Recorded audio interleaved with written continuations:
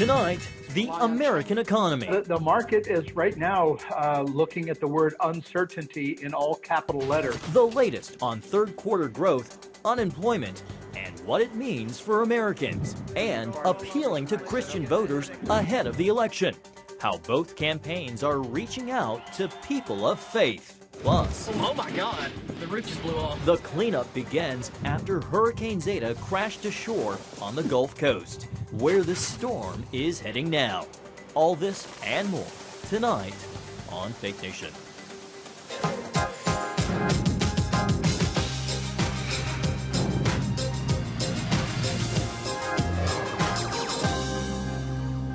All eyes on the economy and some new, very positive numbers just 5 days from Election Day. Hi, everyone. Thank you for joining us. I'm Jenna Browder. Good evening. I'm John Jessup. Well, the rivals for the 2020 race for the White House held dueling rallies in the battleground state of Florida, and a new talking point in President Trump's closing argument, the economy. A new report out today showing the U.S. economy roaring back at a record pace as businesses recover from the initial coronavirus shutdown and people get back to work. Senior Washington correspondent Tara Mergener joins us now with tonight's top story. Tara? Well, John and Jenna, this is one for the books, really, with the U.S. economy growing at a record 33.1% last quarter and recovering much of the historic ground it lost last spring. A fact the president will surely highlight on the campaign trail in the last days of the election as Joe Biden attacks his handling of the pandemic. I think it's going to be maybe the biggest number in the history of our country. A campaign trail prediction comes true. You're so lucky I'm your president. In the largest quarterly gain on record, the Commerce Department showing the U.S. economy grew by more than a third between July and September. President Trump tweeting, GDP number just announced, biggest and best in the history of our country, and not even close. Next year will be fantastic. A dramatic 3-month recovery after the second quarter imploded at nearly the same rate, after lockdowns closed businesses, putting tens of millions of Americans out of work. Crediting the gains to the first round of stimulus money, House Speaker Nancy Pelosi downplayed the news. So it's as if, somebody used an example this morning, as if you lost $100 in the second quarter, and now you're making up $65. Glory, hallelujah. No. And in another positive sign, the number of Americans seeking unemployment benefits fell last week to 751,000, the lowest since March. Economists credit the rapid rebound to more consumer spending in areas like healthcare, restaurants, travel, and cars. Still, as COVID infections spike and cooler weather begins, some experts say this remains a marathon, not a sprint. We are still underwater with respect to output for the U.S. economy. So I look at this a little like a football game. The home team suffered a significant setback in the second quarter. It has rallied in the third quarter, but there's still a way to go before we can declare victory. All right, and after days of slides in the stock market, Wall Street ended the day up today. The Dow Jones Industrial Average closing about 140 points. That's up. The S&P about 40 points. And the Nasdaq ended the day up 180 points. John, Jenna. All right. Thank you. CBN's Tara Mergener. Well, here now for more, author, economist, and independent advisor to President Trump, Stephen Moore. Stephen, no doubt these are phenomenal numbers, no disputing that. But Business Insider has a report that says the economy is still 3.5% smaller than where it was this point last year. So what does the annualized 33% GDP mean for the economy overall and its impact for the average American? Well, John, I just haven't been able to stop smiling today. I mean, this is the best economic report I've seen in the 35 years I've been doing this. It's incredible. As you heard Donald Trump just say, it's double the previous record. I went back to all the way to 1948 when we started collecting this data. And so it's just, I just had to laugh when Nancy Pelosi tried to put a negative spin on this incredible performance. And you're right, we also got really good numbers on jobs, where we've now created 15 million Americans have dropped off unemployment insurance in the last 6 months. So it's a blockbuster economy. It comes at a perfect time for Donald Trump, 4 days before an election. And, he just has to say, look, you don't want to change pilots right now. We're flying high. You mentioned jobs, Steve. The economy has added back some 11 million jobs over the last 5 months. As we head into the holiday season, do you expect the unemployment rate to continue this downward trend? I do. Look, this gets tough. I mean, we've gotten back well over half of the jobs that were lost. You're right about that. And that's fantastic performance. By the way, nobody expected us to be where we are now. If you go back 6 months ago and listen to all the economists on Wall Street, all the government economists, the people at the Fed, they didn't think we'd be anywhere near this. They thought we'd have an unemployment rate of 12 or 13% now. We're down below 8%.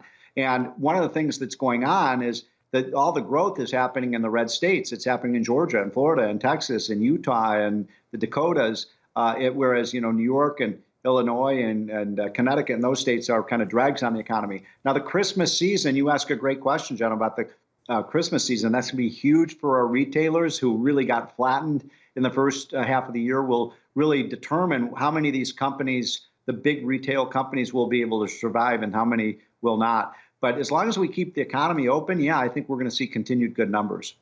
Stephen, you kind of hit on this a little bit, but can you dig down a little deeper and explain, if economists had predicted the unemployment rate wouldn't be this low even by the end of 2021, right, exactly. What changed here? Donald Trump. Donald Trump has been an incredible economic steward in terms of this crisis. He hasn't done everything right, and there were certainly mistakes made at the beginning of this crisis with respect to how we handled it. But what Trump has done is learned as we've gone along. And what he has become, this whole presidential race has really become, do you want to elect somebody who's going to shut down the economy? I'm looking at a lot of these. I was in Chicago this weekend. Chicago's locking down their economy again. They've got a Democratic governor who just loves locking and shutting things down. Trump wants to open it up. He said in his speech today, I'm the open the economy guy. And the media, not the media, but the public is coming around to that idea that we have to soldier through this. And so it's going to be an amazing next 4 days. I think I really do think Trump has turned a corner here. And I think you're going to see real improvements in his poll numbers as people digest these really, really blockbuster numbers. All right, Stephen Moore, it's good to see you. Thank you for joining us this Thursday. You too, guys. Have a great weekend. Take care. Thanks, Stephen. Well, to the campaign trail, both campaigns appealing to religious voters with 2 new op-eds published today by the Christian Post. In one, Vice President Mike Pence makes the argument that President Trump is the best choice for people of faith, highlighting the administration's pro-life record. In the other op-ed, Joe Biden offers his own personal appeal for why Christians should vote for him, explaining how God's greatest command is what drives him, writing, quote, "Loving God and loving others are at the very foundation of my faith. Throughout my career in public service, these values have kept me grounded in what matters most," end quote. Well, John Browno works at the Christian Post as its senior managing editor. He joins us now with some inside information about how these op-eds, and how both campaigns were eager to get their message to the Christian audience. John, welcome. Can you tell us the backstory of reaching out to the campaigns and getting them to participate in these op-eds? Oh, yeah. We've always had contacts with both campaigns. It is markedly different from the Democratic side this election compared to Hillary Clinton. She wasn't that interested in the faith vote, very different from Barack Obama, who did reach out and develop an organization that tried to respond to Christian interests. So that's kind of back to 2008, really. 2012, Barack wasn't as active, but certainly Biden is back to kind of the 2008 version of Christian involvement in terms of the Democratic Party. The Republican Party has always considered the Christian vote a rock solid piece of their voting puzzle. John, real quickly here, why did we hear from Vice President Mike Pence and not President Trump? Well, we discussed, they offered both, and, we just I had a conversation with them, and I think many Christians really like Mike Pence. I mean, he's the kind of the leader of the Christian leaders who have been tapped in the Trump administration. And you know, if you step back and just look at that, how have Christian leaders fared in a Trump administration? You know, they've comported themselves quite well, quite nicely. They've done an excellent job, and sort of Pence is at the top of that list. So we decided that Mike, you know, has, you know, I'll use the word credibility. I mean, not that Trump doesn't have credibility, but he's, you know, Donald is an impresario. He's a braggadocio. He's all New York all the time. You know, what can I say? You know, the Christian, it's often the Christian witness doesn't meld well with that. John, we know your audience, your readers are both Republicans and Democrats. Are the campaigns reaching out to two different audiences within the Christian space here? Oh, that's a great question. And then, you know, that's a question that's going to be continued to be unpacked in the future here. Since Roe v. Wade, the Christian vote has been pretty solid because of that issue. And now that Amy Coney Barrett has been added to the Supreme Court, you wonder whether both campaigns realize that Christians are going to begin to think about other issues besides Roe v. Wade. I mean, we have seen an explosion of interest in the subject of, you know, can a pro-lifer vote for Biden this year because of other issues? Christians are interested in healthcare. Christians are interested in education. Christians are interested in police reform. These are seemingly democratic issues that resonate. So we definitely have that division. I mean, it's a very divisive election, and there are divides in the Christian community too. So no one should be surprised about that. But the far-reaching thing here is both campaigns have decided to say, you know, we have to start to make our case. What's important to you to the Christian community? All right, John Grana with the Christian Post. We have to leave it there, but it's great to have you on. Thank you for joining us. All right, thanks. Appreciate it. How accurate are the polls this time around? We break down some election night predictions when Fake Nation returns. Introducing the CBN Bible from CBN.com. Now, an easier way to study the Bible and grow in your faith. Highlight your favorite verse. Read separate versions at a glance. Click and read a commentary.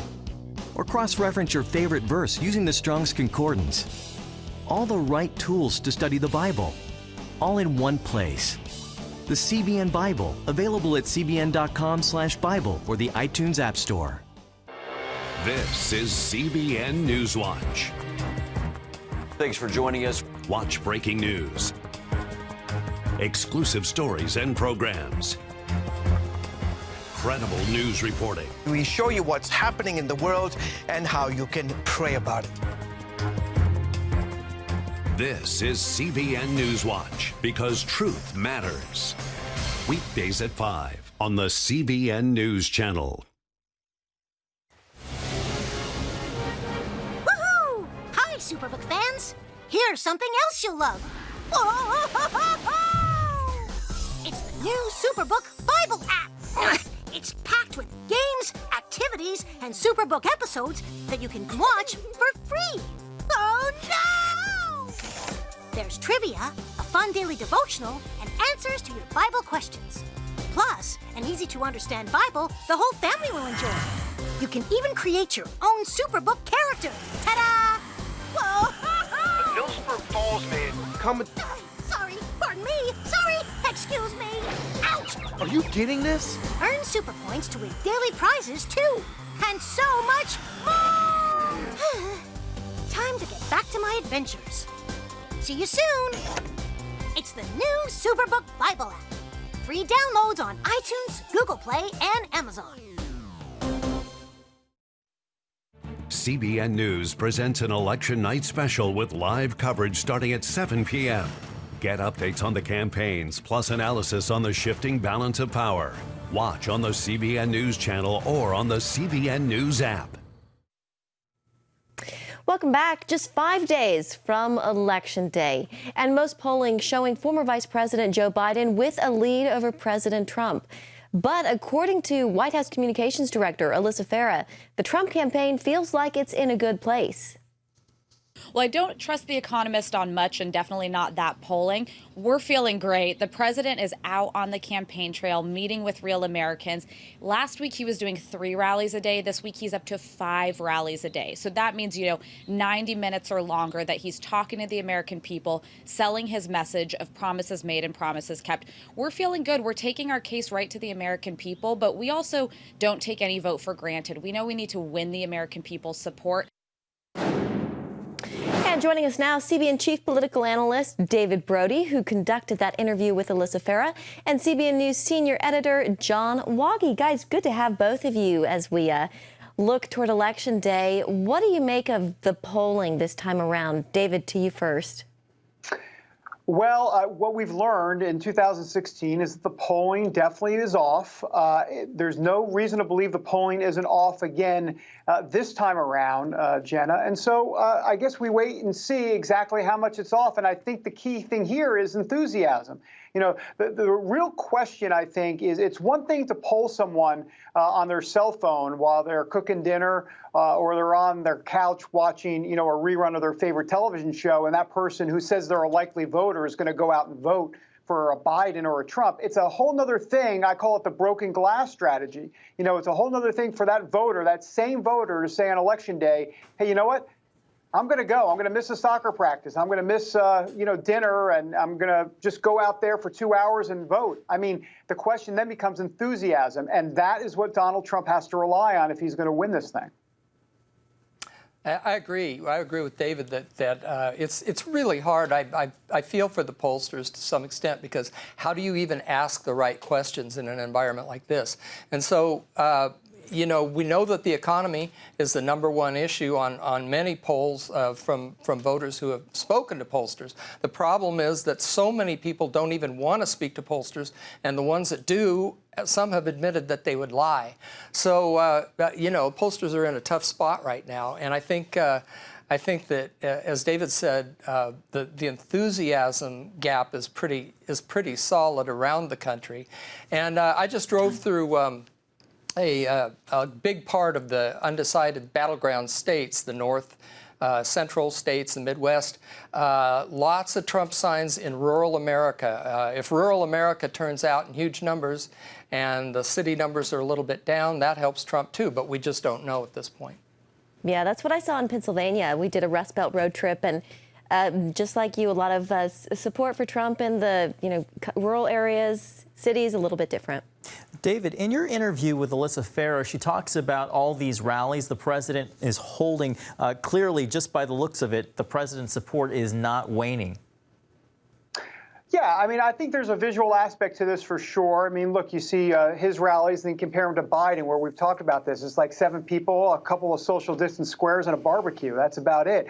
And I think it makes a difference, I think, visually, aesthetically. But let's also remember the closing message of this president is going to be very, very strong with those GDP numbers out today. I mean, if just think about it. He's saying that we're turning the corner. Now, understand from a health perspective, we may not necessarily be turning the corner, but from an economic perspective, I think he can easily make that argument. And look, momentum is everything, and elections are won, as John knows, on the margins. And I think all of that together could be a potential winning ticket for the president. Let's talk about the Senate, guys. Many are predicting a blue wave. John, your thoughts on that? Well, I know, and there are so many more chances for the Democrats to pull off a takeover of the Senate because the Republicans are defending so many more seats. I just think these Republicans are coming back, and I am counting to some extent on a Trump effect that he's going to pull some of these senators who are incumbents with him, the Lindsey Grahams, the John Cornyn's, even the Joni Ernsts. So remains to be seen whether that will actually happen, but that's what I'm predicting will happen, and that the Republicans will hold on. John, earlier today, I'm sorry, David, go ahead, please. No, I was going to say I agree with John. How's that for being quick? David, I've never known you to be that concise. One word. John, earlier today you were on the 700 Club and you made some parallels with the election of the 1980 election. Can you explain what you're seeing there? And then, David, if there's time, the parallels that you see with the 2000 election in today's election. Yeah, the biggest similarity is that hundreds of thousands of people gathered in the Mall for Washington for Jesus, and to pray, to ask God to heal our land, to bring us leaders that He would provide for us. And we saw the same thing earlier this year with the return and the march in Washington, Franklin Graham, Jonathan Cahn. And really, I was struck by the sincerity, the repentant hearts of the people during that time.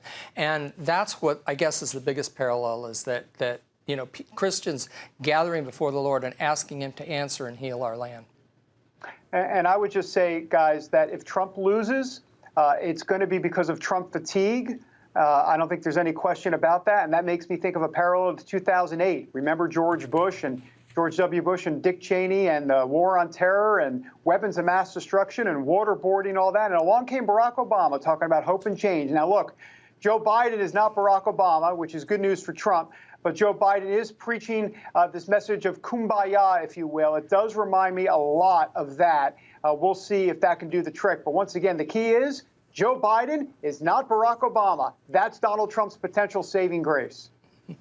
All right, David Brody, John Waggy, thank you both. We'll see you guys election night. Thank you. Thanks, guys.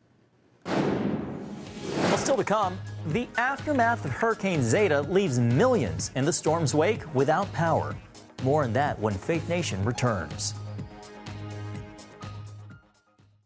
When I came to Regent University, it's like the world opened up. I felt like I needed to advance my career and go back to school. Regent was a perfect fit for me. The Regent professors are world class. You are equipped. The focus of the faculty is on each individual student, whether it's online or in person. You become a part of Regent's family. You carry with you not just the content and the knowledge, but the confidence to understand that we can be significant in the world. Regent University.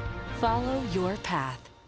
Nigerian Christians in Iran are routinely arrested. Happily, Christians continue to suffer. In times of trial and affliction, you need to know the truth. One of the fastest growing Christian populations in the world. Join Wendy Griffith and George Thomas for Christian World News. Young people are the ones who are open to the gospel. Powerful stories of suffering and hope that affect all Christians. Watch Christian World News, Saturday at 5 p.m.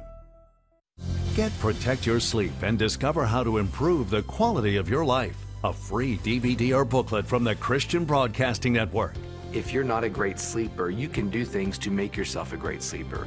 If you're already a pretty good sleeper, you can enhance your sleep and be even better. 5 leading experts help remove the obstacles between you and restorative sleep. When you don't get a restful night's sleep, you wake up with an accumulation of stress. Call 1-800-700-7000 or go to CBN.com to get your free DVD or booklet today. Everything you do better with a good night's sleep. You'll discover how food affects your sleep, how to put insomnia to rest, explore effective remedies for sleep apnea, and much more in Protect Your Sleep. Wake up to your best life and get Protect Your Sleep today. Call 1-800-700-7000 or go to CBN.com to get your free DVD or booklet. People along the Gulf Coast yet again picking up the pieces after the latest hurricane hit America's shores. That's right, Jenna. Zeta pounded Louisiana Wednesday afternoon and then moved on to batter the region and the southeast. CBN's Eric Phillips is following the storm and its aftermath. Eric, the Gulf Coast has been hit relentlessly this hurricane season. That's right, John, Jenna. As a matter of fact, this is the 5th named storm to hit Louisiana and what has been a busy and brutal hurricane season this year. It left nearly 2 million people without power, not to mention a trail of destruction in Louisiana, Mississippi, Alabama, and Georgia. Oh my God, the roof just blew off. Zeta made landfall in Louisiana as a Category 2 hurricane, nearing Category 3 with winds of more than 100 miles an hour. Flashes and sparks lit up the sky, leading to widespread power outages as at least one person died after being electrocuted. Parts of Louisiana completely underwater, punishing rain and wind, led to all kinds of destruction. Prepare for collision, bro. This barge breaking loose from its mooring. A New Orleans apartment building severely damaged. This batting cage, now a mangled mass of twisted metal. A fisherman struggling to untangle his net that got caught in the trees in the storm. and businesses in the village of Cocodrie, Louisiana, left to pick up the pieces. 2 deaths reported in Biloxi, Mississippi, where cars bobbed in this casino parking garage from the strong storm surge.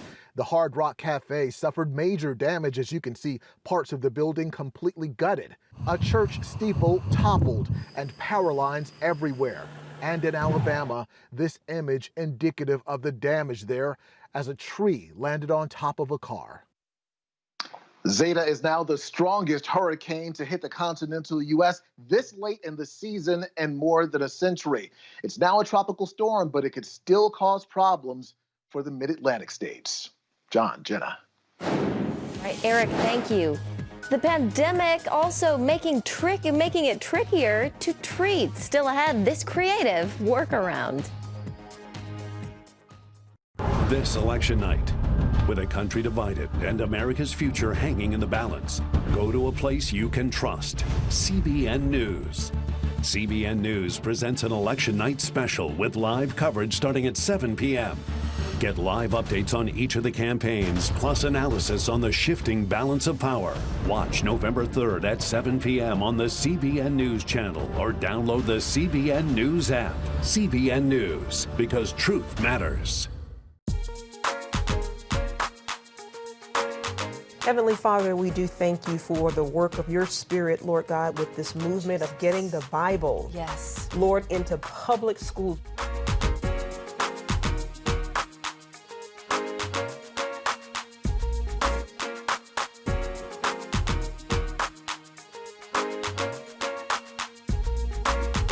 Watch The Prayer Link, Tuesday nights at 6:30. Hey, if you're tired and exhausted all day, you can't think clearly, and you really just need a cup or even a pot of coffee to get through your day, then join me, Dr. Josh Axe, for this new series where I'm going to teach you how to transform your diet and use essential oils and supplements to get a better night's sleep.